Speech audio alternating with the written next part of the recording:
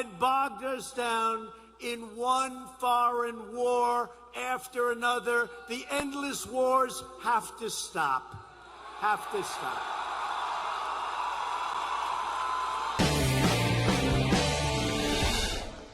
Last night, as America really did for a moment seem on the brink of war with Iran, some users on Twitter voiced their displeasure by tweeting the hashtag "I voted for Hillary." It was a nice little rhetorical win until Hillary Clinton herself had to join in. The message, of course, is that President Hillary would not be starting a war with Iran. But is that true? Or would Hillary Clinton be maybe the single most likely person in the history of America to start a war with Iran? Remember, as Secretary of State, she bragged about overthrowing Muammar Gaddafi in Libya. How'd that work? Well, they're now selling slaves in downtown Tripoli. Watch. That is the land of unconfirmed. Yes, we came, we saw, he died. Did it have anything to do with your visit? No, I'm sure it did. We killed him. Oh, killing people's hilarious, especially when their countries fall apart and slave markets open. Anyway, if anything, Hillary Clinton's intentions toward Iran were even more bloodthirsty. In 2008, which was a long time ago, the first time she was running for president, she warned that Iran had better be ready because she was going to crush them. If Iran were to launch a nuclear attack on Israel, what would our response be? And I want the Iranians to know that if I'm the president, we will attack Iran. Whatever stage of development they might be in their nuclear weapons program in the next 10 years, during which they might foolishly consider launching an attack on Israel, we would be able to totally obliterate them. Yeah, so just in case you didn't remember that Hillary Clinton was the neocon, because she was and is, there you go. One person who may remember is Congresswoman and Democratic presidential candidate Tulsi Gabbard. She joins us on set tonight. Congresswoman, thanks so much for coming on. So whatever you think of Hillary, and I think she's capable in certain ways. I don't think everything about her is bad. But kind of a full-blown neocon, no? Or am I imagining that? No, you're not imagining. I think everybody knows and understands that she is a warmonger, and it is her record. That is proof of it. You're totally right. I love that phrase. You showed the clip about Libya. Yep. Look to her influence on going to launch a regime change war in Syria, Libya. You look throughout, obviously, her support for the war in Iraq. Throughout her history, her track record is well known. And I think this is why a lot of people back in 2016 in the general election decided that they would vote for Trump because of what he was saying on the campaign trail about ending stupid wars and bringing our troops home. I have to sign letters.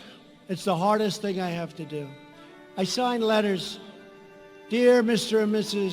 Smith from Arkansas. Dear Mr. and Mrs. Jones from Alabama.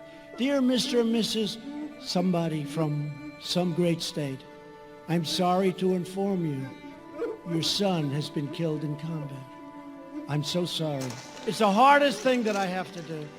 And I sign those letters, and it just breaks your heart. And sometimes I go out to a place, Dover Air Force Base. It's a very tough experience. We go out there, and we meet the parents and the families, the wives, the children, the sisters, the brothers. We meet them, and we talk to them. These things are just impossible. I don't know how parents can do it, even. And I'll be talking to some of the parents, and they'll act like they're fine. I said, how are you doing? We're fine, sir. We're fine. We're really good. I said, that's great. And I'll tell the colonel, I'll say, Colonel, I think they're doing great. No, sir, they're not going to do great. You'll see. And I didn't know what he was talking about. This is the first time. And then we went outside to the runway, and this incredible machine is flying in, and it lands, and it comes over, and it pulls up.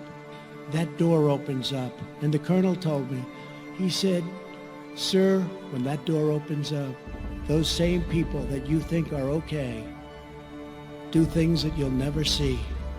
You will hear sounds like you've never heard. That's what he did. And I saw that door open up with a coffin, with a flag over it. And these beautiful soldiers, 5 or 6 on each side, lifting the coffin and walking down the runway, the plank they call it, off this cargo plane. And I see parents make sounds, scream and cry like you've never seen before. A mother who was fine 20 minutes ago, you think, breaking the military line and jumping off and then jumping onto a coffin of her son or her daughter. Jumping on top of the flowers, on top of the American flag. I've seen this. We were supposed to be in Syria for 30 days. We've now been there for 10 years. We were supposed to be in Afghanistan for a short period of time. We're now going to be there for close to 19 years. It's time to bring them home. It's time to bring them home. Bring our troops back home!